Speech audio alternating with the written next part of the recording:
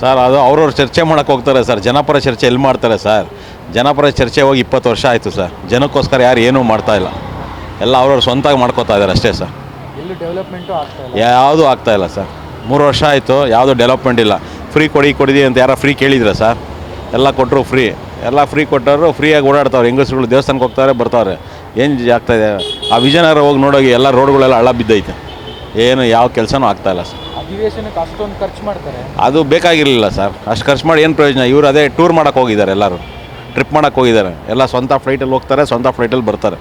ಏನೂ ಆಗ್ತಾಯಿಲ್ಲ, ಏನಿಲ್ಲ. ಕರೆಕ್ಟಾಗಿ ನಡ್ಕೊಂಡು ಹೋಗ್ತಾ ಇದೆ. ಬಿ ಜೆ ಪಿಯವ್ರದ್ದೇ ಇದೆಲ್ಲ.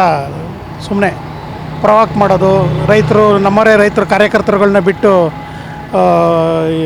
ನ್ಯೂಸೆನ್ಸ್ ಮಾಡೋದು, ಇದೇ ಅವ್ರ ಕಿತಾಪತಿ. ಆಡಳಿತ ನಡೆಸೋಕ್ಕೆ ಅವರು ರೆಡಿ ಇಲ್ಲ. ಅವರು ನಡ್ಸೋಕ್ಕಾಗಲ್ಲ, ನಡೆಸೋಂಥವ್ರನ್ನೂ ಬಿಡಲ್ಲ. ಅವ್ರು ಮಾಮೂಲಿ ನಡ್ಕೊಂಡು ಹೋಗ್ತಾ ಇದೆ. ಅದೆಲ್ಲ ಜನ ನೋಡ್ತಾ ಇದ್ದಾರೆ.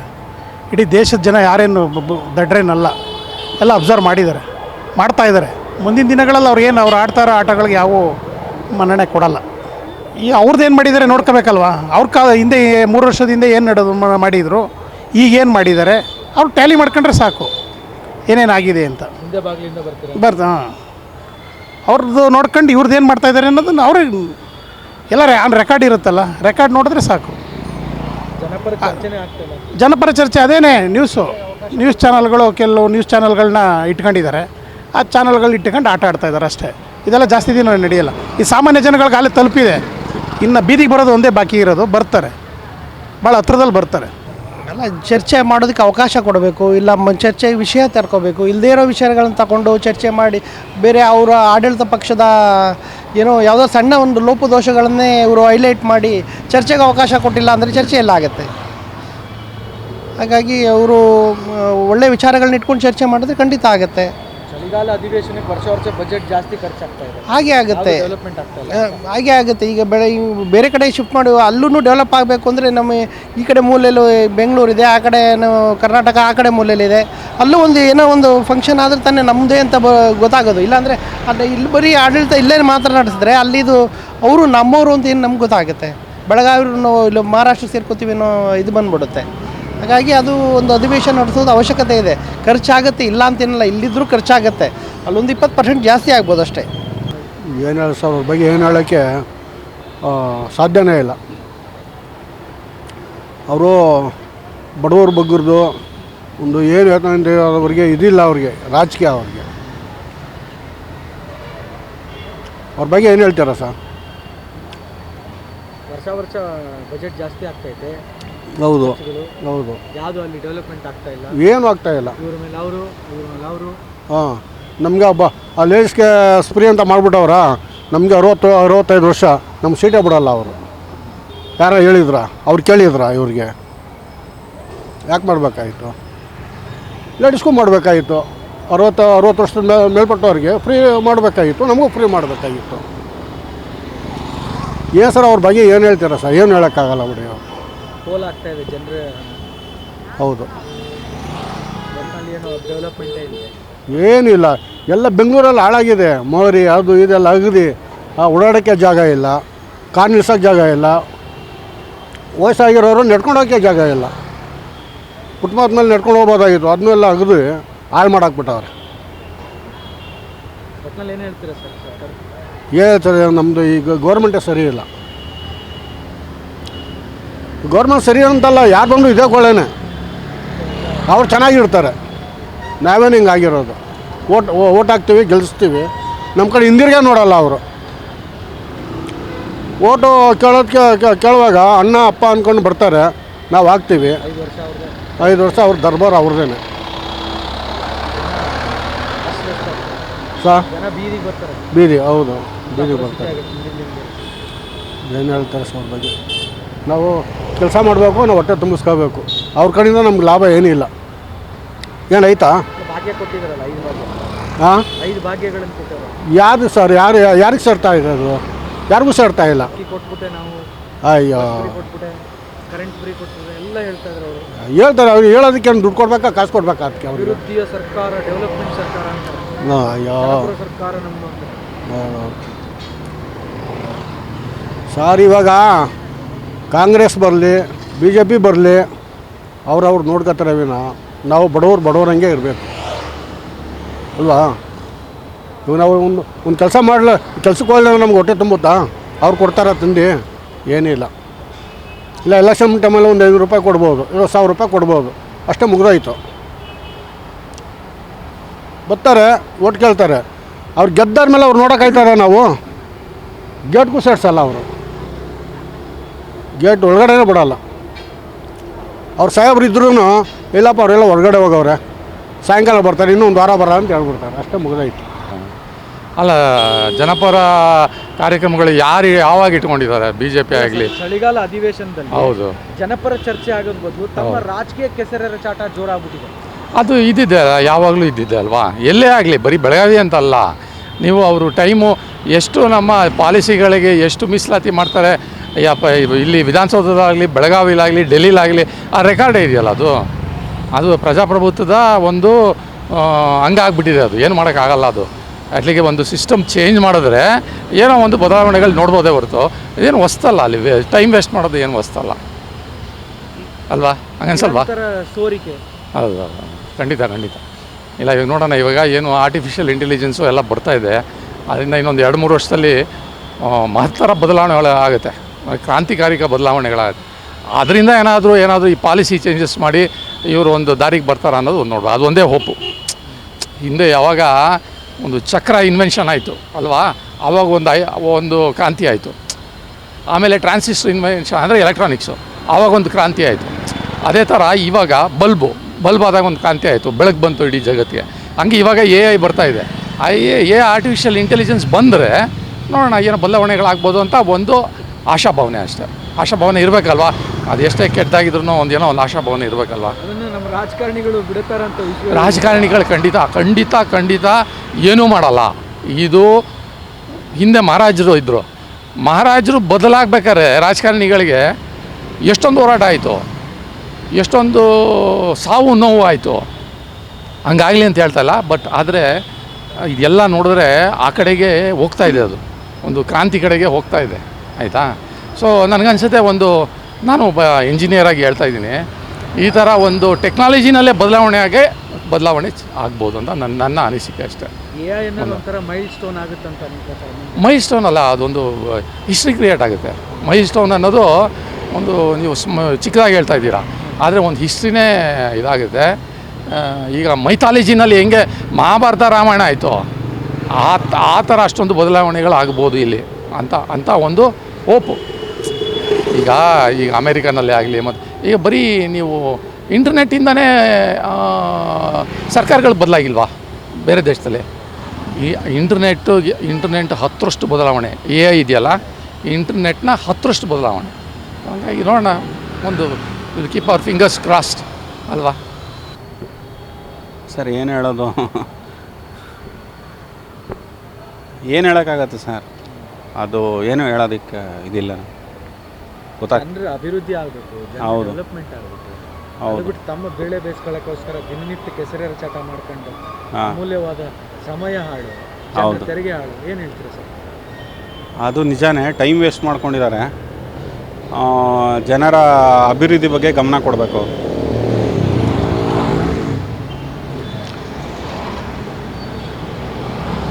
ವರ್ಷ ಇಷ್ಟು ಇದಕ್ಕಂತಲೇ ಬಜೆಟ್ ಮೀಸಲಿಡ್ತಾರೆ. ಅದು ಮೀಸಲಿಡ್ತಾರೆ, ಅಲ್ಲಿ ಹೋಗ್ತಾರೆ, ಇಲ್ಲಿ ಎಲ್ಲ ಮಾಡ್ತಾರೆ, ಏನು ಮಾಡೋದಕ್ಕಾಗೋದಿಲ್ಲ. ಅಲ್ಲಿ ವ್ಯವಸ್ಥೆ ಸೋರಿಕೆ ಅಂತ. ಹೌದು, ಬದಲಾಗಲ್ಲ, ಹೇಳೋದಕ್ಕಾಗಲ್ಲ, ಹೇಳೋಷ್ಟು ಏನೂ ಇಲ್ಲ ಬಿಡಿ. ರಾಜಕೀಯಕ್ಕೆ ದೂರ ಆಗಿದೆ. ಅಲ್ಲ, ಜನಪರವಾಗಿ ಚರ್ಚೆ ಆಗುವನ್ನು ಬಿಟ್ಬಿಟ್ಟು ತಮ್ಮ ರಾಜಕೀಯ ಚರ್ಚೆ ಜಾಸ್ತಿ ಆಗಿಬಿಟ್ಟಿದೆ.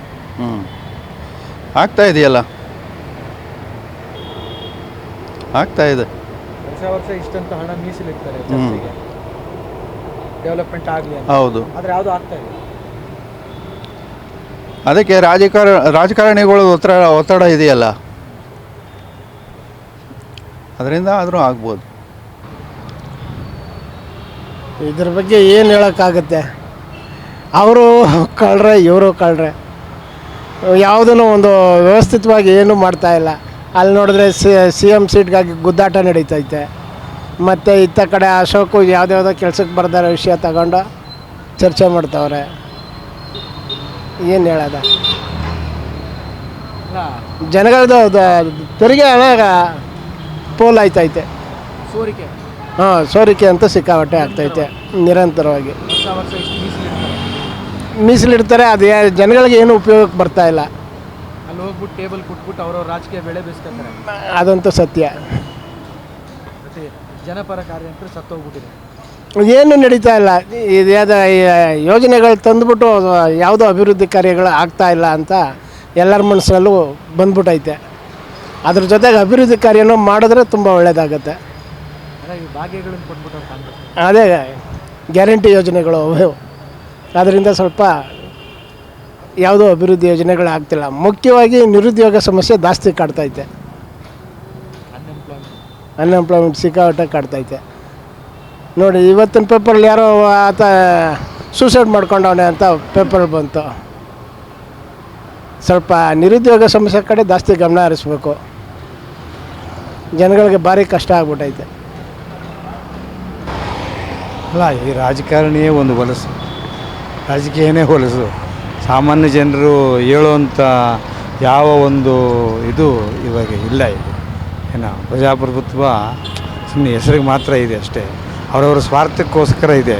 ಸಾಮಾನ್ಯ ಜನರು ಏನೇನೋ ಮಾತನಾಡೋದ್ರಲ್ಲಿ ಏನು ಉಪಯೋಗ ಇಲ್ಲ. ಈಗ ನಾವು ಮಾತಾಡ್ತೀವಿ ಅಂತ ಅವ್ರೇನು ಬದಲಾವಣೆ ಆಗ್ತಾರಾ? ಇಲ್ಲ, ಆಗೋದಿಲ್ಲ. ನಾವು ನಮ್ಮ ಮಾತು ಅಷ್ಟೇ, ನಮ್ಮ ತೃಪ್ತಿಗೋಸ್ಕರ ನಾವು ಮಾತಾಡಬೇಕಷ್ಟೇ.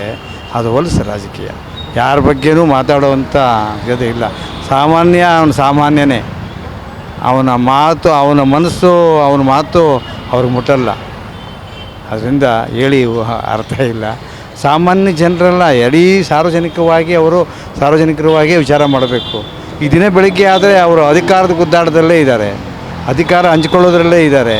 ಮತ್ತು ಇವರು ಅಷ್ಟೇ, ಇವರು ಪ್ರತಿಭಟನೆ ಮಾಡೋ ರೀತಿಯೇ ಇವ್ರದ್ದು ಸರಿ ಇಲ್ಲ, ವಿರೋಧ ಪಕ್ಷಗಳದ್ದು ಸರಿ ಇಲ್ಲ.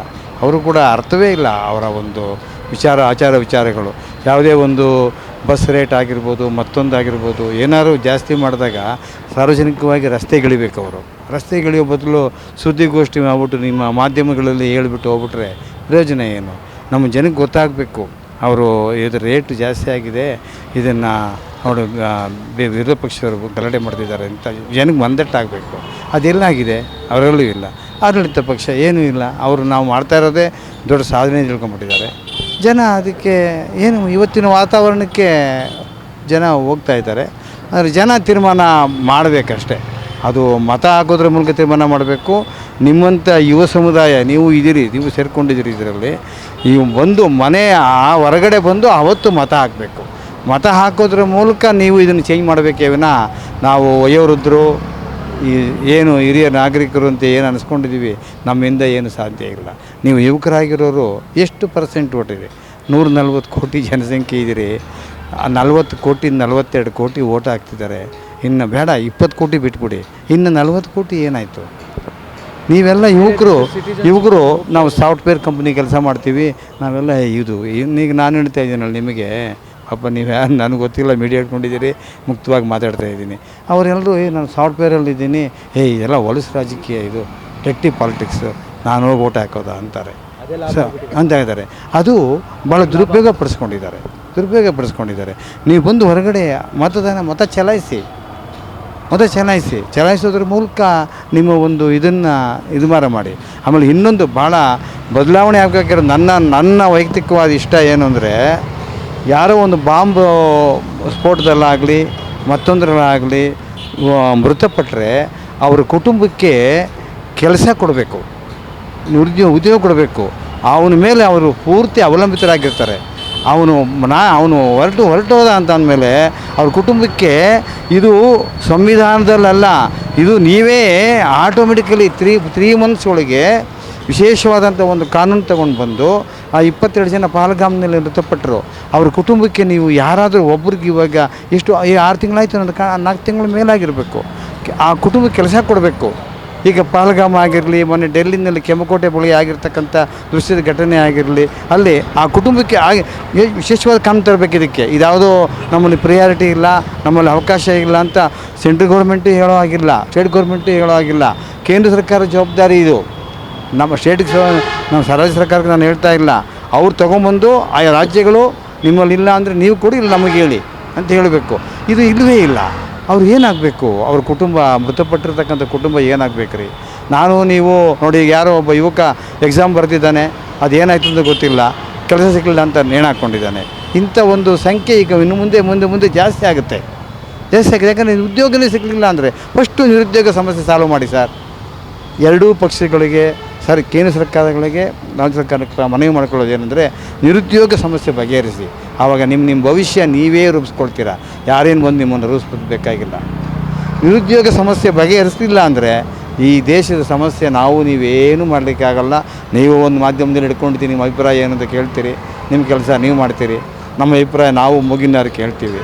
ಅದು ನೋ ಸ್ಯಾಟಿಸ್ಫೈಡ್. ನಿರುದ್ಯೋಗ ಸಮಸ್ಯೆ ಬಗೆಹರಿಸ್ಕೊಳ್ಳೋದಕ್ಕೆ ಸರ್ಕಾರಗಳ ಜವಾಬ್ದಾರಿ. ಅವರು ಏನು ಮಾಡಿದಾರೋ, ನೀವು ಯುವ ಸಮುದಾಯ ಬಂದು ಹೊರಗಡೆ ಬರಬೇಕು. ಹೆಂಗೆ ಸ್ವಾತಂತ್ರ್ಯಕ್ಕೋಸ್ಕರ ಹೋರಾಡಿ ಯುವ ಸಮುದಾಯ ಹೆಂಗೆ ಪ್ರಯತ್ನ ಮಾಡಿ ಇದು ದೊರಕಿಸ್ಕೊಟ್ರೋ, ನೀವು ಯುವ ಸಮುದಾಯ ಆಚೆ ಬರಬೇಕು.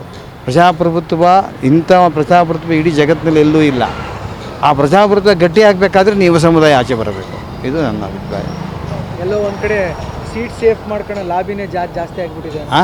ಸೀಟ್ ಸೇಫಿಗೋಸ್ಕರ ಲಾಬಿ ಮಾಡೋದೇ ಜಾಸ್ತಿ. ಖಂಡಿತ ಇದೇ ಒಂದು ಅತ್ಯಂತ ಇದೊಂದು ಭಾಳ ದೌರ್ಭಾಗ್ಯ, ದುರದೃಷ್ಟಕರ. ಮಾತು ಕೊಟ್ಟಿಲ್ಲ ಅಂದರೆ ನಾವು ಕೊಟ್ಟಿರೋ ಮಾತೆಲ್ಲ ಗ್ಯಾರಂಟಿ ಈಡೇರಿಸಿಲ್ವಾ ಅಂತ ಕೇಳ್ತಾರೆ. ಇನ್ನು ಯಾವುದೋ ಮಾತಿಗೆ ಯಾವುದೋ ಉತ್ತರ ಕೊಡ್ತಾರೆ. ಇದು ಅರ್ಥನೇ ಇಲ್ಲ. ನಾನು ಕೇಳೋ ಮಾತಿಗೆ ಅವ್ರು ಹೇಳಿದ್ರಲ್ರಿ, ನೀವೇ ನಾನು ಕೊಟ್ಟು ಮಾತೆಲ್ಲ ಗ್ಯಾರಂಟಿ ಈಡೇರಿಸಿದ್ದೀನಲ್ರಿ ಅಂತಾರೆ.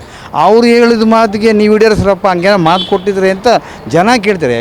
ಜನ ದಡ್ರ ಕಣ್ರಿ, ಜನರಿಗೆ ಏನು ಗೊತ್ತು. ಆಮೇಲೆ ಇನ್ನೊಂದು, ಇವ್ರ ಮೇಲೆ ಸುಳ್ಳು, ಬರೀ ನೀವು ಹೇಳ್ತಾ ಇರೋದೆಲ್ಲ ಸುಳ್ಳೆ ಅಂತ ಇವ್ರ ಮೇಲೆ ಹೇಳ್ತಾರೆ.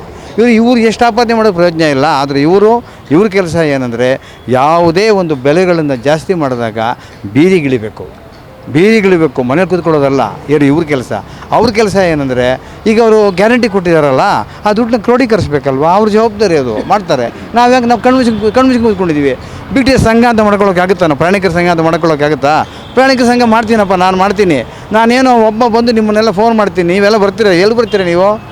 5 ರೂಪಾಯಿ ನೋಡಿ, 1 ರೂಪಾಯಿ 2 ರೂಪಾಯಿ ಜಾಸ್ತಿ ಮಾಡಿದಾಗ ಭಾಳ ಇತ್ತು ಪ್ರತಿಭಟನೆ. ಈಗ 5 ರೂಪಾಯಿ ಮಾಡಿದ್ದಾರೆ. 5 ರೂಪಾಯಿನೇ ಸರ್, ಭಾಳ ಕಡಿಮೆ ಆಯಿತು ಅಂತೇಳಿ ನಾವೇ ಕೊಟ್ಬಿಡೋದು. ನಮ್ಮನ್ನು ಕೇಳೋರು ಯಾರಿದ್ದಾರೆ? ನೀವು ಕೇಳಬೇಕು, ವಿರೋಧ ಪಕ್ಷದವರು. 5 ರೂಪಾಯಿ ಮಾಡಿದ್ದೆಲ್ಲ ಯಾವ ಮನುಷ್ಯನ ಕಥೆ ಏನೇ ಆಗಬೇಕು? ಮತ್ತು ಅವರಿಗೆ ಫ್ರೀ ಕೊಟ್ಟಿದ್ದಾರೆ, ಉಚಿತ ಕೊಟ್ಟಿದ್ದಾರೆ ರೀ. ನಾವು ನಾಗರಿಕರಲ್ವೇನ್ರಿ? 60 ವರ್ಷ ಮೇಲ್ಪಟ್ಟಿರೋರು ನಾವು ನಾಗರಿಕರು ಇದ್ದಾರಲ್ಲ. ನಮಗೂ ನೀನು ಅವ್ರಿಗೆ 10 ರೂಪಾಯಿ ಕೊಟ್ಟು ನಮಗೂ 10 ರೂಪಾಯಿ ಕೊಡಪ್ಪ. ಅಲ್ಲಿಗೆ ನಿನಗೂ ಅಲ್ಲಿಗೆ ದುಡ್ಡು ಬಂತು, ಫ್ರೀ ಕೊಡ್ತೀರಾ. ನನಗೂ 10 ರೂಪಾಯಿಗೆ ನನಗೂ ಒಂದು 10 ರೂಪಾಯಿ ಕಡಿಮೆ ಆಯಿತು. ಅವ್ರಿಗೂ 10 ರೂಪಾಯಿ ಹಾಕು, ನನಗೂ 10 ರೂಪಾಯಿ ಹಾಕು. ನಮ್ಗೆ ಯಾರಿಗೂ ಇಲ್ಲಿ ನಾವು ಓಟ್ ಹಾಕಿಲ್ವಾ? ನನ್ನ ಹೆಂಡತಿ ಮಾತ್ರ ಓಟ್ ಹಾಕಿರೋದಾ? ನಾನು ಓಟ್ ಹಾಕಿಲ್ವಾ?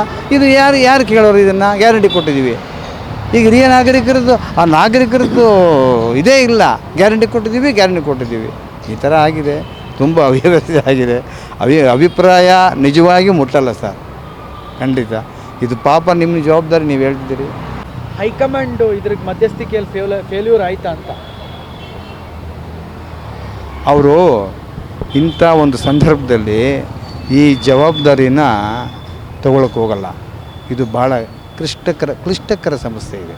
ಪರಿಸ್ಥಿತಿ ತುಂಬ ಸೂಕ್ಷ್ಮ ಆಗಿರ್ತಕ್ಕಂಥ ಅವರು ಭಾಳ ಅದ್ಭುತವಾಗಿ ಎಲ್ಲ ಕಡೆಯೂ ಮೆಜಾರಿಟಿಯಾಗಿ ಬಂದುಬಿಟ್ಟಿದ್ದಿದ್ರೆ, ಇಲ್ಲ ಬಿಹಾರದ ಎಲೆಕ್ಷನ್ನಲ್ಲೋ ಬಂದುಬಿಟ್ಟಿದ್ದಿದ್ರೆ ಅವರು ಇಲ್ಲಿ ಬೇಗ ನಿರ್ಧಾರ ತೆಗೆದುಕೊಳ್ಳೋರು. ಅವರು ಇವಾಗ ಅಸಹಾಯಕ ಸ್ಥಿತಿಲಿದ್ದಾರೆ. ಇಂಥ ಅಸಹಾಯಕ ಸ್ಥಿತಿ ಅಂದರೆ ನಿನ್ನನ್ನು ಬದಲಾವಣೆ ಮಾಡಿ ಇನ್ನೊಬ್ಬನ ಹಾಕ್ಕೊಳ್ಳೋದು ಹೇಳೋ ಸ್ಥಿತಿಯಲ್ಲಿ ಇವತ್ತು ಇಲ್ಲ. ಖಂಡಿತ ಅವರು ಅಷ್ಟು ಅವ್ರ ಸೂಕ್ಷ್ಮತೆ ಅವ್ರಿಗೆ ಗೊತ್ತಾಗಿದೆ. ಆದ್ದರಿಂದ ನೀವು ಹೇಳೋ ರೀತಿಯಲ್ಲಿ ಅವರು ಫೇಲ್ಯೂರ್ ಅಲ್ಲ, ಅವ್ರ ಪರಿಸ್ಥಿತಿನೇ ಅಸಹಾಯಕ ಸ್ಥಿತಿ ಅಂದರೆ ಅರ್ಥ ಆಯ್ತಲ್ಲ. ಪರಿಸ್ಥಿತಿ ಅವ್ರಿಗೆ ನೀನು ಚೇಂಜ್ ಆಗಿ ಅವ್ರನ್ನ ಕೊಡಪ್ಪ ಅಂತ ಹೇಳೋ ಅಧಿಕಾರ ಇಲ್ಲ.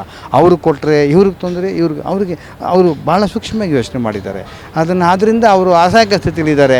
ನಾವು ಅಸಹಾಯಕ ಸ್ಥಿತಿಲಿ ಅವ್ರು ಇರಬೇಕಾದ್ರೆ ನಮಗೆ ಯಾರು ತಗೊಂಡು ನಮಗೇನಾಗಬೇಕಾಗಿದೆ? ನನಗೂ ನಿಮಗೇನಾಗಬೇಕಾಗಿದೆ? ಯಾವುದೇ ಅವಶ್ಯಕತೆ ಇಲ್ಲ, ಖಂಡಿತ ಇಲ್ಲ, ಅವಶ್ಯಕತೆ ಇಲ್ಲ. ಯಾಕಂದರೆ ಅವರು ಫೇಲ್ಯೂರ್ ಅಂದರೆ ಅವ್ರ ಸೂಕ್ಷ್ಮತೆ. ಅವರು ನಿಮಗೆ ಹೇಳಿ ನೀನು ಬದಲಾವಣೆ ಆಗಪ್ಪ ಅಂತ ಇಮಿಡಿಯೇಟಾಗಿ ಹೇಳೋವಂಥ ಧೈರ್ಯ ಅವ್ರಿಗಿಲ್ಲ. ಇವರಿಂದ ಈ ಬದಲಾವಣೆ ಆಗ್ತಕ್ಕಂಥ ವ್ಯಕ್ತಿಯಿಂದ ಫುಲ್ಲು ಒಂದು 20 ವರ್ಷ ರಾಜ್ಯ ಆಳುವಂಥ ಒಂದು ವ್ಯಕ್ತಿತ್ವ ಚುನಾವಣೆ ನಾವು ಬಲ ಇವರು ನಾಯಕತ್ವದಲ್ಲಿ ತೊಗೊಂಬರ್ತಾರೆ, ಅವ್ರಿಗಿಂತ ಇವರು ಬಲ ಇದ್ದಾರೆ ಅನ್ನೋ ಧೈರ್ಯ ಅವ್ರಿಗಿಲ್ಲ. ಇವರು ಅಷ್ಟು ಬಲ ಇವರಿಗಿಲ್ಲ. ಇವಾಗಿರೋ ಆಳೂರು ಉಳಿದವನೇ ಗೌಡ ಅಂತಾರಲ್ಲ, ಇವರೇ ಗೌಡರು. ಅಂದರೆ ಇವರು ಇವಾಗ ಏನು ಮಾಡಿದ್ರು ಚೆನ್ನಾಗಿ. ಆಮೇಲೆ ಇವರು ಬಹಳ ಜಾಣ್ಮೆ. ಅಂದರೆ ಇವರು ಬೇರೆ ಅವ್ರಿಗಿರಬೇಕು. ನೀನು ಬಂದಿಲ್ಲಪ್ಪ, ಬೇರೆ ಪಕ್ಷದಿಂದ ಬಂದಲ್ಲ, ಬೇರೆ ಪಕ್ಷದಿಂದ ಬಂದಿರೋರಿಗೆ ನಾವು ಇಷ್ಟೊಂದು ಕೊಡೋಕ್ಕಾಗಲ್ಲ. ಇಲ್ಲೇ 40-50 ವರ್ಷದಿಂದ ಇದ್ದಾರೆ, ಅವ್ರಿಗೆ ಮೊದಲ ಸ್ಥಾನ ಕೊಡೋಣ, ಆಮೇಲೆ ನಿನ್ನ ಕೊಡೋಣ ಅಂದಿಲ್ಲ. ಅವ್ರು ಅವತ್ತು ಕೊಟ್ಬಿಟ್ರು. ಅವಕಾಶನ ಚೆನ್ನಾಗಿ ಉಪಯೋಗಿಸ್ಕೊಂಡ ಮೇಲೆ ನೀವು ಬಲಿಷ್ಠರಾಗಿದ್ದೀರಿ. ನಿನಗಿಂತ ಬಲಿಷ್ಠ ಇವರು ಅನ್ನೋದು ಅವ್ರಿಗೆ ಗೊತ್ತಾಗಿಲ್ಲ. ಇವ್ರಿಗಿಂತ ಬಲಿಷ್ಠ ಇವರಾಗಿದ್ದಿದ್ರೆ ರಾತ್ರಿ ಬದಲಾವಣೆ ಮಾಡಿರೋರು. ಬಲಿಷ್ಠ ಅಲ್ಲ ಅಂತ ಗೊತ್ತಾದ ಮೇಲೆ ಅವರು ಏನೂ ಹೇಳೋ ಸ್ಥಿತಿಲಿಲ್ಲ, ಹೀಗಿದ್ದಾರೆ.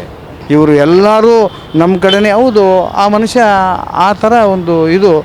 ಈ ಮನುಷ್ಯನೂ ನಾಯಕನೇ, ಆ ಮನುಷ್ಯನೂ ನಾಯಕರೇ. ಆದರೆ ನಾಯಕರೇ. ಆದರೆ ಇವರಿಗಿಂತ ಅವ್ರು ವಿಮರ್ಶೆ ಮಾಡ್ತಾರೆ. ಈಗ ನಮಗೆ ಗೊತ್ತಾಗ್ತದಲ್ಲ ಯಾರು ಬಲಿಷ್ಠ ಇದ್ದಾರೆ, ಯಾರು ವೀಕ್ ಇದ್ದಾರೆ ಅಂತೇಳಿ. ಅಧಿಕಾರದಲ್ಲಿರೋರನ್ನ ಕಿತ್ತಾಕ್ಬಿಟ್ಟು ಇನ್ನೊಬ್ರಿಗೆ ಕೊಡಬೇಕಾದ್ರೆ ಅವ್ರಿಗಿನ್ನ ನೀನು ಭಾಳ ಸ್ಟ್ರಾಂಗ್ ಆಗಿದ್ದರೆ ಮಾತ್ರ. ಸ್ಟ್ರಾಂಗ್ ಇಲ್ಲ ಅಂತ ಅವ್ರಿಗೆ ಅರಿವಾಗಿದೆ. ಈ ನಿರ್ಧಾರ ಯಾರೂ ತಗೊಳ್ಳಲ್ಲ. ಅವ್ರ ಪರಿಸ್ಥಿತಿ ನಾವು ಅರ್ಥ ಮಾಡ್ಕೋಬೇಕು. ನೀವು ಹೇಳಿದ್ರೆ ಏನು ಬದಲಾವಣೆ ಮಾಡಲ್ಲ ಅವರು. ಮುಂದೆ ಚುನಾವಣೆ ಇದೆ, ನೀವು ಯುವ ಸಮುದಾಯ ಬಂದು ಮತ ಹಾಕೋದ್ರ ಮೂಲಕ ನೀವು ಬದಲಾಯಿಸಿ. ಅಂದರೆ ಹೈಕಮಾಂಡ್ ಮಧ್ಯಸ್ಥಿಕೆ ಫೇಲ್ಯೂರ್ ಆತ ಅನ್ನೋಕ್ಕಿಂತ 2.5 ವರ್ಷ ಒಪ್ಪಂದ ಮಾಡಿತ್ತು. ಬಿಹಾರ ಯಾವಾಗ ಕೈ ಕೊಟ್ಟ ತಕ್ಷಣ ಆಯಿತು, ಮತ್ತೆ ನ್ಯೂಟ್ರಲ್ ಆಗ್ಬಿಟ್ರಾ ಅಂತ. ಖಂಡಿತ ನ್ಯೂಟ್ರಲ್ ಆಗ್ತಾರೆ ಸರ್, ಹಾಗೇ ಆಗಬೇಕು. ದೇಶದಲ್ಲಿ ಅವ್ರು ಯಾವ ಮಟ್ಟದಲ್ಲಿ ಬಂದುಬಿಟ್ಟಿದ್ದಾರೆ ನೋಡಿ ಪಾಪ ಪರಿಸ್ಥಿತಿ. ಎಲ್ಲ ಪರಿಸ್ಥಿತಿ ನೋಡಿ. 4 ಸೀಟಿಗೆ ಬಂದಿದ್ದಾರೆ ಅಂದರೆ ಇವಾಗ ನೀವು ನನ್ನ ಕೇಳೋ ಬದಲು ಅವ್ರ ಪಾರ್ಟಿಯವ್ರನ್ನ ಕೇಳಿ, ನಾವಿನ್ನೂ ಈಗ ಚೇಂಜ್ ಆಗ್ತಾಯಿದ್ದೀವಿ, ಈಗ ನಾವಿನ್ನೂ ಬಲಿಷ್ಠ ಆಗ್ತಾಯಿದ್ದೀವಿ ಅಂತಾರೆ. ಅವರೆಲ್ಲ ಬರೀ ಮತಚೋರಿ. ಸರ್, ಇನ್ನೊಂದು ಅಂಶ ಭಾಳ ಮರೆತುಬಿಟ್ಟಿದ್ದೆ. ಪ್ರಜಾಪ್ರಭುತ್ವದಲ್ಲಿ ಈ EVM ಇಂದ ಎಲೆಕ್ಟ್ರಾನಿಕ್ ಏನು ಉಪಕರಣಗಳಿಂದ ನಾವೇನು ಮತ ಮಾಡ್ತಾಯಿದ್ದೀವಿ, ಅದನ್ನು ಬಿಟ್ಬಿಟ್ಟು ಹಳೆ ಗಂಡನ ಪಾದವೆ ಗತಿ ಇನ್ನಿನ ಹಳೆ ಸ್ಥಿತಿಗೆ ಯಾರನ್ನ ಹೋಗ್ತಾರ ಸರ್? ಈಗ ನೀವು ಎಂಥ ಸ್ಟ್ಯಾಂಡರ್ಡ್ ಶರ್ಟ್ ಹಾಕ್ತೀರಿ, ಎಂಥ ಒಂದು ಮಾಡ್ರನ್ನು ಒಳ್ಳೆ ಶೂ ತೊಗೊತೀರಿ, ಅವ ಚಪ್ಪಲಿಗೆ ಹೋಗ್ತೀರಾ ಸರ್ ನೀವು? ಕಷ್ಟ ಆದರೂ ಆಗಲಿ ಹೊಸದೇ ತೊಗೊಳ್ಳೋಣ ಅಂತ ಹೋಗ್ತೀರೇ ವಿನಃ ಈಗ ಹೊಸದು ಏರ್ ಕಟ್ಟಿಂಗಿಗೆ ಹೋಗ್ತೀರಾ ವಿನಃ ಹಳೆ ಏರ್ ಕಟ್ಟಿಂಗ್ ಹೋಗ್ತೀರಾ ಸ್ವಾಮಿ. ಮತ್ತು ನೀವು ಆ EVM ಮಿಷಿನ್ ಅದೆಲ್ಲ ಕಳ್ತನ ಚೋರಿ ಅಂತೀರಲ್ಲ ಸರ್, ಅದಕ್ಕಿಂತ ಕೆಟ್ಟದು ಬ್ಯಾಲೆಟ್ ಪೇಪರು. ಬ್ಯಾಲೆಟ್ ಪೇಪರ್ ಇದೆಯಲ್ಲ, ಅದು ಅಧಿಕಾರಿಗಳ ಕೈನಲ್ಲಿತ್ತು. ಅದು ನಿನ್ನನ್ನು ಚೇಂಜ್ ಮಾಡೋದಕ್ಕೆ, ನಿನ್ನ ಗೆಲ್ಲಿಸೋದಕ್ಕೋ ಸೋಲಿಸೋದಕ್ಕೋ ಅವನ ಕೈನಲ್ಲಿತ್ತು. ಈಗ ಯಾರ ಕೈನಲ್ಲೂ ಇಲ್ಲ ಸರ್, ಯಾರ ಕೈನಲ್ಲೂ ಇಲ್ಲ. ಇದು ಅದೇ ಒಂದು ಸ್ವತಂತ್ರ ಮಿಷಿನು. ನಿನಗೆ ಅನುಮಾನ ಇದ್ದರೆ ಅವ್ರು ಕರೀತಾರಲ್ಲ, ಚುನಾವಣೆ ಕರೀತಾರಲ್ಲ, ಅವ್ರನ್ನ ಹೋಗಿ ಸಂಪರ್ಕ ಮಾಡಿ. ಸರ್, ಇವರು ಅಷ್ಟು ಆರೋಪ ಮಾಡಿದ್ರಲ್ಲ, ಇವರು ಅಫಿಡೇವಿಟ್ ಕೊಟ್ಟು ಕೋರ್ಟಿಗೆ ಯಾಕೆ ಹೋಗಲಿಲ್ಲ? ಕೋರ್ಟ್ಗೂ ಹೋಗಬೇಕು, ಅದು ನೀವು ಪ್ರೊಸೀಜರ್ ಪ್ರಕಾರ ಮಾಡಬೇಕು. ಚುನಾವಣಾ ಆಯೋಗ ಕರೀತಾರಲ್ಲ ಸರ್, 1 ತಿಂಗಳು ಮುಂಚೆ ಏನಾದ್ರು ಡೌಟ್ ಇದ್ದರೆ ಕೇಳಿ, ಮತ್ತೊಂದಿದ್ರೆ ಕೇಳಿ. ಅಲ್ಲಿ ನಿನ್ನ ತಜ್ಞರು ಇದ್ದಾರಲ್ಲ. ಇವತ್ತು ನಾನು ರಾಹುಲ್ ಗಾಂಧಿ ಅವರು ಕೇಳಿದೆ, ನಮ್ಮ ತಜ್ಞರು ಕೊಡಬೇಕು EVM ಮಿಷಿನ್ ಅಂತ. ನೀನೇ ಹೋಗಪ್ಪ ಚುನಾವಣಾ ಆಯೋಗ ಕಚೇರಿಗೆ, ಕಳಿಸು ನಿನ್ನ ತಜ್ಞರನ್ನ. ನೀನು ಹೋಗ್ಬೇಡ, ತಜ್ಞರನ್ನ ಕಳಿಸು.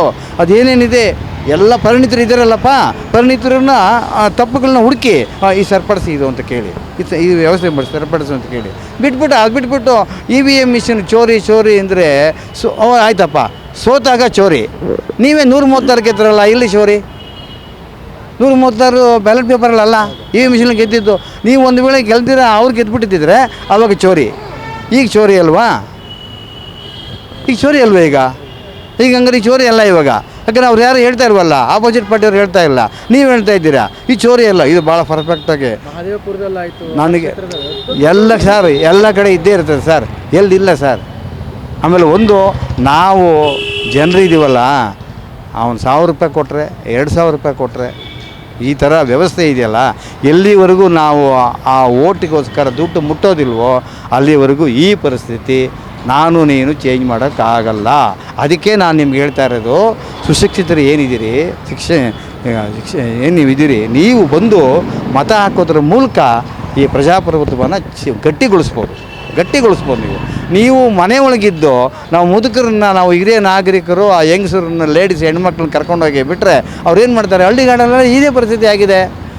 ಅವನೆಷ್ಟು ಕೊಟ್ಟ, ಇವನೆಷ್ಟು ಕೊಟ್ಟ, ನಾನು ಅವ್ನು ಜಾಸ್ತಿ ಕೊಟ್ಟಿದ್ದೇನೆ, ನಾನು ಅವ್ನಿಗೆ ಹಾಕ್ತೀನಿ, ನಿಂದು ಗುರ್ತೇನು ಹೇಳಪ್ಪ, ಹಾಕ್ತೀನಿ ಅಂತ. ಹೆಣ್ಣು ಮಕ್ಕಳಂತೂ ಫುಲ್ಲು ಅದರ ಮೇಲೆ ಅವಲಂಬಿತರಾಗ್ಬಿಟ್ಟಿದ್ದಾರೆ.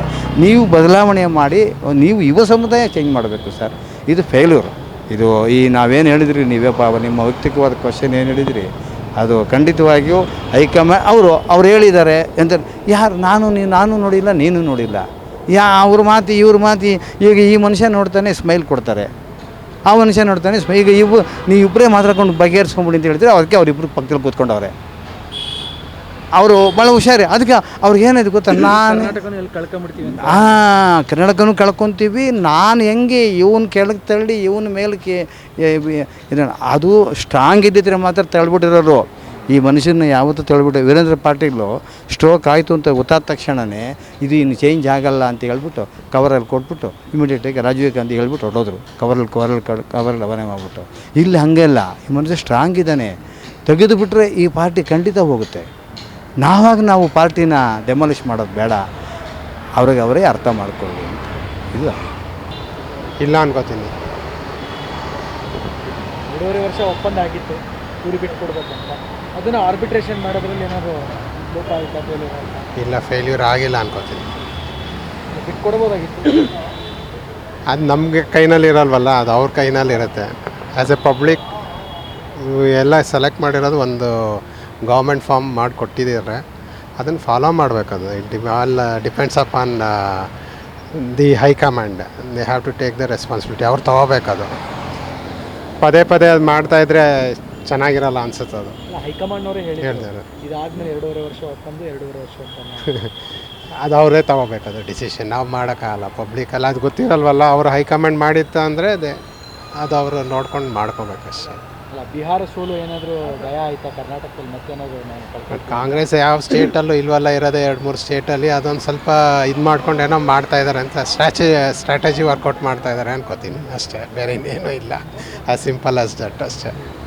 ಏನಂದರೆ ಇದೆಲ್ಲ ಬಿಟ್ಬಿಟ್ಟು ಫಸ್ಟ್ ಆಫ್ ಆಲ್ ಅಭಿವೃದ್ಧಿ ಕಡೆಗೆ ಇದು ಮಾಡಬೇಕಷ್ಟೇ. ವೆದರ್ ಯಾರು ಬಂದರೂ ಅಷ್ಟೇ, ವೆದರ್ ಕಾಂಗ್ರೆಸ್ಸೋ BJPನೋ, ನಮ್ಮ ಕರ್ನಾಟಕ ಸ್ಟೇಟ್ ಅಷ್ಟೇ ಇದು ಡೆವಲಪ್ಮೆಂಟಿಗೆ ಯಾವುದೂ ಸ್ಟೇಟಲ್ಲೂ ಇಲ್ಲ. ದಟ್ ಈಸ್ ಕೊಟ್ಟಿದ್ದಾರೆ. ದಟ್ ಈಸ್ ಫಾರ್ ಇದು. But state development, economy wise, development wise, employment wise ತುಂಬ ಕಷ್ಟ ಇದೆ. ಅನ್ಎಂಪ್ಲಾಯ್ಮೆಂಟ್ ಅದು ಸಫರ್ ಆಗ್ತಾಯಿದೆ ಫ್ರೀಯಿಂದ. ಬಟ್ ಈಗ ಅದು ಇಲ್ವಲ್ಲ, ಅದಕ್ಕೆ ಅಷ್ಟೊಂದು ಸಾಲ ತೊಗೊಳ್ತಾ ಇರ್ತಾರಲ್ಲ. ಈಗೇನು ಒಬ್ರೊಬ್ರು ಜನ ನಿಮ್ಮ ಜನ ಮೇಲೆ ನಮ್ಮ ತಲೆ ಮೇಲೆ ಇದ್ದೇ ಇರುತ್ತಲ್ಲ, ಆ್ಯಸ್ ಎ ಲೋನ್ 5-5 ಲಕ್ಷ ಇದೆ ಅಂತ ಹೇಳ್ತಾರೆ. ಅದೇನು ನಿಜವೋ ಸುಳ್ಳೋ ಗೊತ್ತಿಲ್ಲ. ಥ್ರೂ ಔಟ್ ವರ್ಲ್ಡ್ ಎಕನಾಮಿ, ಇದು ಇಂಡಿಯನ್ ಎಕನಾಮಿ ತೊಗೊಂಡ್ರೆ ಒಬ್ರೊಬ್ಬರ ಮೇಲೆ 5-5 ಲಕ್ಷ ಸಾಲ ಇದೆ ಅಂತ ಹೇಳ್ತಾರೆ. I don't know the strategy, but general public speak ಅಷ್ಟೇ. ಖಂಡಿತವಾಗ್ಲೂ ಫೇಲ್ಯೂರ್ ಆಯಿತು. ಯಾಕೆ ಅಂದರೆ ಅವರು ಆಶ್ವಾಸನೆ ಕೊಟ್ಟ ಮೇಲೆ ಮಾಡಬೇಕು, ಇಲ್ಲ ಅಂದರೆ ತೆಗೆದು ಸಾಕಬೇಕು ಅಲ್ವಾ? ಯಾಕೆ ಅವ್ರು ಒಪ್ಕೋಬೇಕು? ಅವಾಗ ಮಧ್ಯ 4 ಗೋಡೆಗಳ ಮಧ್ಯ ಆಯಿತು ಅಂತಿರಲ್ಲ. ಏನು ತೋರಿಸ್ಲಿ ನಮಗೂ ಏನು ಅಂತ. ಆಗಿಲ್ಲ ಅಂದಮೇಲೆ ಬೇಡ ಅಲ್ವಾ? ಆದಮೇಲೆ ತೋರಿಸ್ಲಿ ಏನಾಯಿತು ಅಂತ. ಇಲ್ಲ ಮಾಡಬೇಕು, ಇಲ್ಲ ಅಂದರೆ ಸರ್ಕಾರ ಬಿಟ್ಟು ಜಾಗ ಮಾಡಿಬಿಟ್ಟು ಬೇರೆ ಹೋಗ್ಬೇಕು, ಮತ್ತು ಹೊಸ್ದಾಗಿ ಹೋಗಲಿ ಎಲೆಕ್ಷನ್ಗೆ. ಯಾರು ಬೇಡ ಅಂತಾರೆ?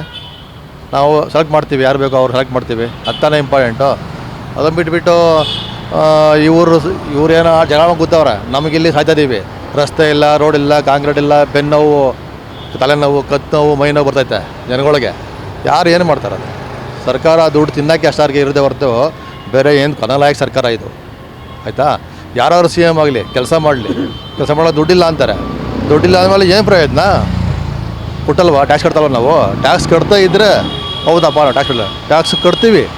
ಟ್ಯಾಕ್ಸ್ ಕಟ್ಟಾದ್ಮೇಲೆ ರೋಡ್ಗೆ ನೆಟ್ಟಿಗೆ ಟಾರ್ ಹಾಕ್ಸೋಕ್ಕಾಗಲ್ಲ ಅಂತ ಹೇಳಿದ್ರೆ ಇನ್ನು ನಮ್ಮ ಮಕ್ಳಿಗೆ ಏನು ಬೇಕು ನಮಗೆ? ಮಹಾರಾಜರೇ ಇರಲಿ ಬಿಡ್ರಿ, ರಾಜಕೀಯನೇ ಬೇಡ ನಮಗೆ. ಮಹಾರಾಜರು ಇದ್ಕೊಂಡ್ರೆ ಅಟ್ಲೀಸ್ಟು ಕೆರೆ ಕಡಿಸ್ತಾರೆ, ಡ್ಯಾಮ್ ಕಡಿಸ್ತಾರೆ, ರೋಡ್ ಹಾಕ್ಸ್ತಾರೆ, ಸಿಮೆಂಟ್ ಹಾಕ್ಸ್ತಾರೆ. ಇನ್ನು ನಮ್ಮ ಮಕ್ಕಳು ತಿನ್ಕೊಂಡು ತಿರ್ಗಾಡಕ್ಕೆ ನಾವು ಬೇಕಿದ್ದು ಓಟ್ ಹಾಕ್ಬೇಕಾ? ಹಾಂ, ಏನು ಯೋಜನೆಗಳು ಯಾರು ಕೇಳಿದ್ರು? ಮೊದಲೆಲ್ಲ ಸರ್ಕಾರ ಮಾಡಿದಾರಲ್ಲ, ಅಟ್ಲೀಸ್ಟ್ ಆ BJP ಸರ್ಕಾರದವರು ಇದು ಹಾಕ್ಸೋರಲ್ಲ, ಸಿಮೆಂಟ್ ಹಾಕ್ಸೋರಲ್ಲ. ಅದಕ್ಕೆ ಇನ್ನೂ ಸ್ವಲ್ಪ ಪರವಾಗಿಲ್ಲ, ಗುಂಡಿ ಇಲ್ಲ. ಇಚ್ಚೋದಕ್ಕೆ ಅವೇನೋ ಟಾರ್ ಆಗಿದ್ದರೆ ಎಷ್ಟು ಗುಂಡಿ ಎಲ್ಲ ಕಡೆ ಗುಂಡಿ ಆಗ್ಬಿಡ್ತಿತ್ತು, ಹೋಗ್ತಾನೆ. ಹಾಂ, ಮತ್ತು ಈಗೇನು ಮಾಡ್ಬೇಕು ಹೇಳಿ? ಹಾಂ, ಈ ಗುಂಡಿ ತೊಗೊಂಡು ತಿರ್ಗಾಡಕ್ಕೆ ನಾವು ಬೇಕಾ? ಇವ್ರು ಏನು ತಿರ್ಬೇಕು? ಅವ್ರು MLAಗಳು ಹೇಳ್ತಾರೆ ನಮ್ಗೆ ದುಡ್ಡು ಬರಲ್ಲ ಅಂತ. ಅಂದರೆ ಒಂದು ಒಳ್ಳೆ ಕೆಲಸ ಆಯಿತು.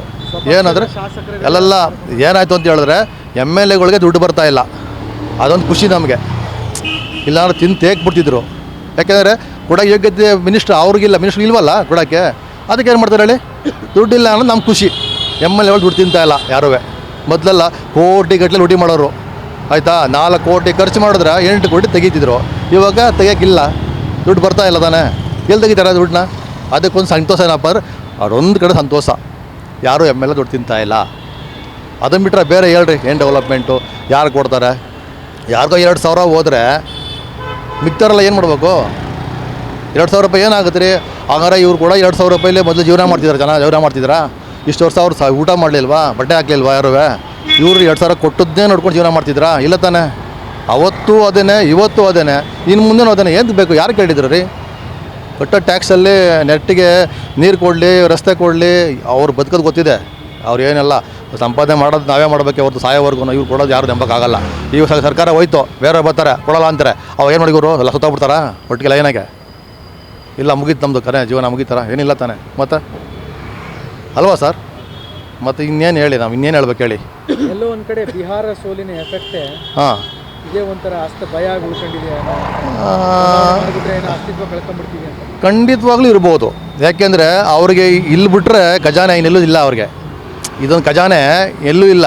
ತಿರುಪ್ತಿ ಉಂಡಿ ಇದ್ದಂಗಿದು, ಭತ್ತ ಇದೆ, ಎತ್ತು ಹಾಕೋಬೋದು, ಹೌದು ತಾನೆ? ಈ ತಿರುಪ್ತಿ ಉಂಡಿ ಇಲ್ಲ ಅಂದರೆ ಇನ್ನು ಮುಗೀತು ಇವ್ರಿಗೆ. ಅದಕ್ಕೆ ಏನು ಮಾಡ್ತಾಯಿದ್ದಾರೆ? ಇರಪ್ಪ ಕುಂಡಿಸ್ತಾರೆ ಅವನ್ನೇ, ಇರಲಿ. ಯಾಕೆಂದರೆ ನೀವು ಇಬ್ಬರು ಜಾಗದಲ್ಲಿ 3ನೇ ಲಾಭ ಆಗ್ಬಿಡ್ತಲ್ಲ, 3ನೇವನಿಗೆ ಅದು ಲಾಭ ಆಗಬಾರ್ದು ಅನ್ನೋದಕ್ಕೋಸ್ಕರನೇ ಇವರು ತಿಳ್ತಾ ಇರೋದು ಮುಂದಕ್ಕೆ. ನೋಡೋಣ ಅಂತ, ಆಯಿತಾ. ಇನ್ನು ಬರೋಷ್ಟು ಬರಲಿ.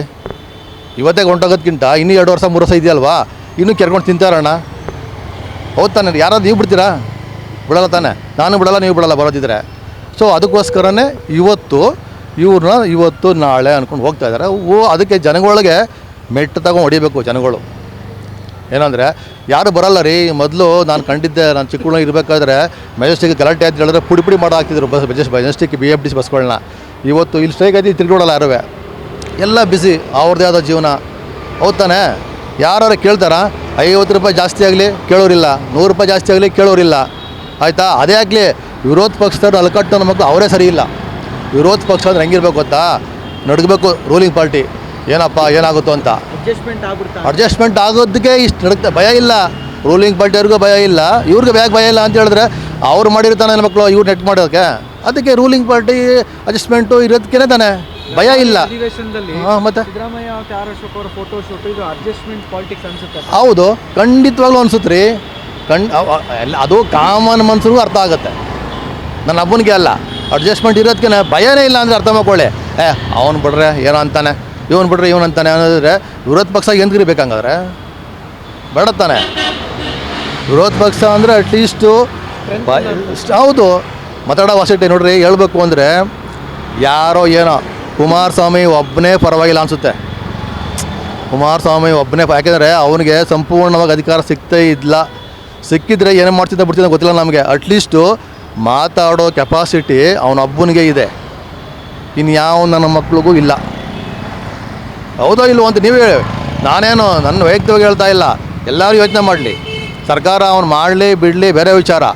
ಅಟ್ಲೀಸ್ಟು ಜನಪರವಾಗಿ ಕಾಳಜಿ ಅವನಿಗಂತೂ ಇದೆ ಅಂತ ನಾನು ಅಂದ್ಕೊಂಡಿದ್ದೀನಿ, ಆಯಿತಾ. ಈಗ ದುಡ್ಡು ತಿನ್ನೋದ್ರಲ್ಲಿ ಬೇಜಾರು ನೋಡಿದ್ದೀನಿ. ದುಡ್ಡು ತಿನ್ನೋರು ಜಾಸ್ತಿ ಇವರೇ. ಯಾರು? ಕಾಂಗ್ರೆಸ್ನವರು, BJPಯವರು ತಗೊಂಡು ತಿಂತಿದ್ದಾರೆ. ಅವನು ತಿನ್ನೋಕ್ಕೆ ದಾರಿ ಇಲ್ಲ ಕುಮಾರಸ್ವಾಮಿಗೆ ಅಂದ್ಕೊಂಡು ಗೊತ್ತಿಲ್ಲ. ಒಂದು ಸಾರಿ ರೂಲಿಂಗ್ ಎಲ್ಲ ಕೊಡಬೇಕು, ಕೊಡ್ತಾಯಿಲ್ಲ ಜನ. ನನಗೆ ಗೊತ್ತಿಲ್ಲ ಯಾಕೆ ಕೊಡ್ತಾಯಿಲ್ಲ. ಒಂದು ಸಾರಿ ಕೊಟ್ಟುಬಿಟ್ಟು ನೋಡೋಣಪ್ಪ ಏನು ಮಾಡ್ತೀವಿ ಅಂದ್ಬಿಟ್ಟು ಮಾಡ್ತಾಯಿಲ್ಲ. ಅದು ಒಂದು ಸ್ವಲ್ಪ ಎಲ್ಲೋ ಒಂದು ಕಡೆ ಬೇಜಾರಾಗುತ್ತೆ. ಒಂದು ಸಾರಿ ಕೊಡಲಿ ಒಂದು ಸಾರಿ ಅವ್ರಿಗೂ. ಮಾಡಲಾರೆ ಮೆಟ್ತಾ ಹೊಡೀರಿ ಅವ್ನು ಕುಮಾರಸ್ವಾಮಿಗೂ. ಹೌದು ತಾನೆ? ನಮ್ಮ ಕೆಲಸ ಏನು? ಕೊಡೋದು, ಮೆಟ್ತಾ ಹೊಡಿಯೋದು, ಹೌದು ತಾನೇ ಕೆಲಸ. ಅಷ್ಟು ಬಿಟ್ಟರೆ ನಾವೇನಾರು ರೂಲಿಂಗ್ ಮಾಡೋಕ್ಕಾಗತ್ತಾ? ನಾನು ಮುಖ್ಯಮಂತ್ರಿ ಆಗೋಗತ್ತಾ? ಇಲ್ಲ. ಜನ ಆಯ್ಕೆ ಮಾಡಬೇಕು, ದುಡ್ಡು ಬೇಕು. ದುಡ್ಡು ನನ್ನ ಹತ್ರ ಇಲ್ಲ.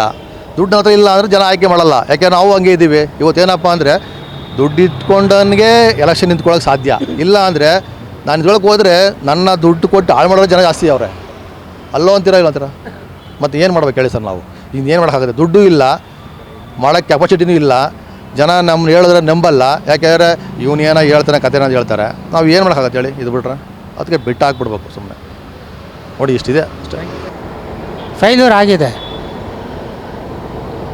ಹೈಕಮಾಂಡು ಒಂದು ತೀರ್ಮಾನ, ದಿಟ್ಟ ನಿರ್ಧಾರ ತಗೋಬೇಕಾಯ್ತು, ತಗೊಂಡಿಲ್ಲ. ಈ ರಾಜ್ಯದಲ್ಲಿ ಅರಾಜಕತೆ ಸೃಷ್ಟಿ ಮಾಡಿದ್ದಾರೆ. ಜನಗಳು ಇದೇ ಒಂದು ಮನೋರಂಜನೆ ಮಾಡ್ಕೊಂಡಿದ್ದಾರೆ. ಈ ಒಂದು ಇದನ್ನೇ ತಗೊಂಡು ಮ್ಯಾಟ್ರ್ ತಗೊಂಡು ಜನಗಳು ಇದನ್ನು ಒಂದು ಮನೋರಂಜನೆ ಥರ ಮಾಡ್ತಾಯಿದ್ದಾರೆ. ಹೈಕಮಾಂಡ್ ಒಂದು ದಿಟ್ಟ ನಿರ್ಧಾರ ತಗೊಂಡು ಅದಕ್ಕೊಂದು ಇತಿಶ್ರೀ ಆಡಬೇಕು. ಒಪ್ಪಂದ ಆಗಿತ್ತು, ಸೀಟ್ ಬಿಟ್ಟು ಒಪ್ಪಂದ ಆಗಿದೆಯೋ ಇಲ್ವೋ ಗೊತ್ತಿರಲ್ಲ, ಅವರಿಬ್ಬರಿಗೆ ಗೊತ್ತಿರುತ್ತೆ. ಮಾಡಿದ್ರು. ಬಟ್ ಬಿಹಾರ್ ಸೋಲ್ತಾದ್ಮೇಲೆ ಬಿಹಾರ ಸೋತ್ರಲ್ಲ, ಇಲ್ಲಿ ಮತ್ತೆ ಬದಲಾವಣೆ ಮಾಡಿದ್ರೆ ಮತ್ತೆ ಬಿಹಾರದ ಕಥೆ ಆಗುತ್ತೆ ಅಂದ್ಬಿಟ್ಟು ಮುಂದಕ್ಕೆ ಹಾಕ್ಕೊಂಡು ಬರ್ತಾ ಇದ್ದಾರೆ. ಡಿ.ಕೆ. ಶಿವಕುಮಾರ್ ಬಿಟ್ಕೊಡ್ತಾರಾ? ಬಿಟ್ಕೊಡೋದಿಲ್ಲ, ಅವ್ರು ಬಿಟ್ಕೊಡೋ ಚಾನ್ಸ್ ಇಲ್ಲ. ಯಾಕೆಂದರೆ ಅವರು ಒಂಥರ ರೌಡಿಸಮ್ಮರ ಮಾಡಿ ತಗೋತಾರೆ, ಬಿಡೋದಿಲ್ಲ. ಫೇಲಿಯರ್ ಆಗಿದೆ ಅನಿಸುತ್ತೆ. ಯಾಕೆ ಅಂದರೆ ನಿರ್ಣಯ ತೊಗೊಳ್ಬೇಕಾದವರು ಸರಿಯಾದ ನಿರ್ಣಯ ತೊಗೊಳ್ತಾ ಇಲ್ಲ. ಸಿದ್ದರಾಮಯ್ಯ ಅವ್ರನ್ನಂತೂ ನಾವು ಬಿಡೋದಿಲ್ಲ, ಹಾಗಾಗಿ ಅದನ್ನ ಇಡಿಸಿದ್ದಾರೆ. ಬಟ್ ಡಿ.ಕೆ. ಶಿ ಅವ್ರ ಜೊತೆ ಫೈಟ್ ನಡೀತಾ ಇದೆ, ಸರಿಯಾದ ನಿರ್ಧಾರ ಇನ್ನೂ ತೊಗೊಂಡಿಲ್ಲ ಅಂತ ಅನ್ಕೊಳ್ತೀನಿ. ಇದು ಎಲ್ಲೋ ಒಂದು ಕಡೆ ಬಿಹಾರ್ ಎಲೆಕ್ಷನ್ ಆದಮೇಲೆ ಅದನ್ನು ಆಮೇಲಿಂದ ಎಫೆಕ್ಟ್ ಆಗುತ್ತೆ, ಖಂಡಿತ ಆಗುತ್ತೆ. ಬಿಹಾರ್ ಎಲೆಕ್ಷನ್ ಆದಮೇಲೆ ಈ ನಿರ್ಧಾರಕ್ಕೆ ಬಂದ್ರೆ ಏನೋ ಅಂತ. ಅದಕ್ಕೆ ಮುಂಚೆ ಒಪ್ಪಂದ ಇತ್ತು, ಫಸ್ಟ್ 2 ವರ್ಷ ಅಂತ ಇತ್ತು ಅಂತ ಹೇಳ್ತಿದ್ರು. ಅದು ಗುಸು ಎಲ್ಲೋ ಬರವಣಿಗೆ ಇಲ್ಲ. ಹೈಕಮಾಂಡ್ ಅವರೇ ಮಧ್ಯಸ್ಥಿಕೆ ಮಾಡಿದ್ರು, ತಿರ್ಗಾ ಮತ್ತೆ ಮಧ್ಯಸ್ಥಿಕೆ ನಡೀತಾ ಇದೆ. ಬಟ್ ಇನ್ನೂ ಯಾವುದು ನಿರ್ಧಾರ ತೊಗೊಂಡಿಲ್ಲ, ನೋಡ್ಬೇಕು ಮುಂದೆ ಏನಾಗುತ್ತೆ ನೋಡೋಣ. ನಿಮ್ಗೆ ಏನು ಅನ್ಸುತ್ತೆ, ನಿಮ್ಮ ಅಭಿಪ್ರಾಯ ಸರ್? ಬೇಡ, ಅಭಿಪ್ರಾಯ ಎಲ್ಲ ಹೇಳೋದು ಬೇಡ ಸರ್, ತಪ್ಪಾಗುತ್ತೆ.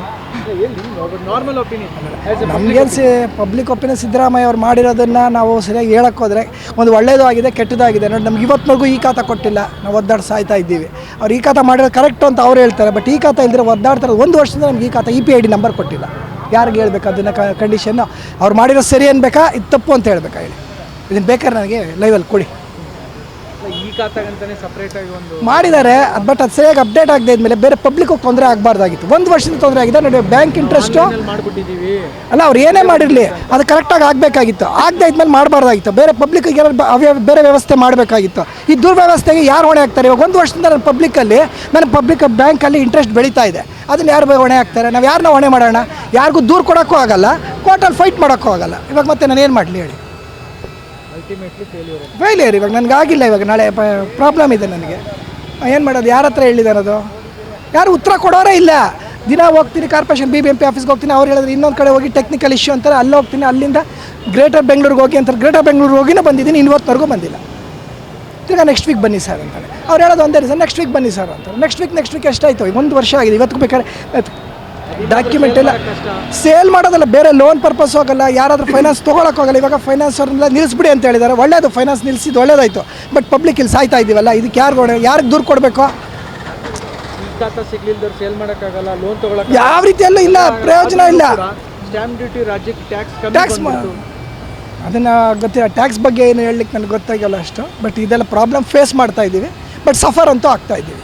ಅದನ್ನು ಯಾರಿಗೆ ಹೇಳೋಕ್ಕೆ ಗೊತ್ತಾಗಲ್ಲ. ಒಂದು ಲೆಕ್ಕದ ಫೈಲರ್ ಆಗಿದೆ. ಇವರು ಸಿದ್ದರಾಮಯ್ಯ ಅವರು 5 ವರ್ಷ ಕಂಟಿನ್ಯೂ ಮಾಡ್ತಾರೆ.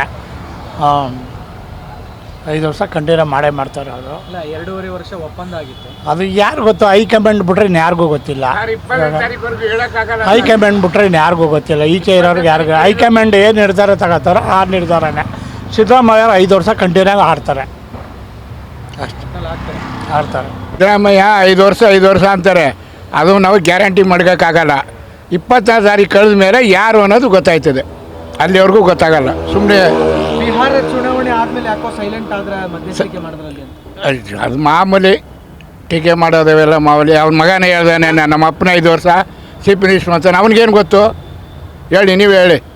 ಅವೆಲ್ಲ ಹೇಳೋಕ್ಕಾಗಲ್ಲ. ಹೈಕಮಾಂಡ್ ಏನು ತೀರ್ಪು ಮಾಡಿದ್ರೆ ಅದ್ರ ಪ್ರಕಾರ ನಡೀತದೆ ಅಷ್ಟೇ. ಎಲ್ಲೋ ಒಂದು ಕಡೆ DK ಬಣಕ್ಕೊಂತಾರೆ ಕಣ್ಣು ಕೆಂಪಾಗಿಸ್ತಾ ಅಂತ ಡಿ.ಕೆ ಕೊಟ್ಟರೆ ಏನಾಯ್ತದೆ ಅಂದರೆ ಸರ್ಕಾರ ಹೋಯ್ತದೆ, ಅವನದು ಕೇಸ್ಗಳವೆ. ಈ BJP ಅವರು ಅದನ್ನು ಎತ್ತಾರೆ, ಅವನು ಇಳಿಸ್ತಾರೆ, ಸರ್ಕಾರ ಹೋಯ್ತದೆ ಅಂತ ಅವ್ರಿಗೆ ಹೈಕಮಾಂಡ್ನವ್ರಿಗೆ ಭಯ. ಇದೇ ಇಷ್ಟೊತ್ತು ಯಾವಾಗ ಚೇಂಜ್ ಮಾಡಿರೋರು. ಪದೇ ಈ ರೀತಿ ಹೇಳಿಕೆ ಕೊಟ್ಟಾಗ DK ಇರಿಸ್ಮುರ್ಸ್ ಆಗ್ತಾ ಇದೆ ಏನೋ. ಏನಾದ್ದು ಮುಂದೆ ನೋಡೋಣ, ಕಾದು ನೋಡೋಣ ಸರ್. ಏನು ಹೇಳಿ, ನಾವು ಸುಮ್ಮನೆ ಇಲ್ಲೆಲ್ಲ ಫುಟ್ಪಾತ್ ನಿಂತ್ಕೊಂಡು ಏನು ಪ್ರಯೋಜನ ಇಲ್ಲ. ಅದು ಸೆಂಟ್ರಲ್ ಏನು ತೀರ್ಮಾನ ಮಾಡ್ತದೆ ಅದೇ, ಅಲ್ಲಿಯವ್ರಿಗೆ ಏನು ಮಾಡೋಕ್ಕಾಗಲ್ಲ. ಕ್ಷಣದ ಸುದ್ದಿಗಳಿಗಾಗಿ ಫ್ರೀಡಂ ಟಿವಿ ಸಬ್ಸ್ಕ್ರೈಬ್ ಮಾಡಿ, ಲೈಕ್ ಮಾಡಿ ಹಾಗೂ ಫಾಲೋ ಮಾಡಿ. ಹೊಸ ಸುದ್ದಿಗಳ ನೋಟಿಫಿಕೇಶನ್ಗಾಗಿ ಬೆಲ್ ಐಕಾನ್ ಮೇಲೆ ಕ್ಲಿಕ್ ಮಾಡಿ.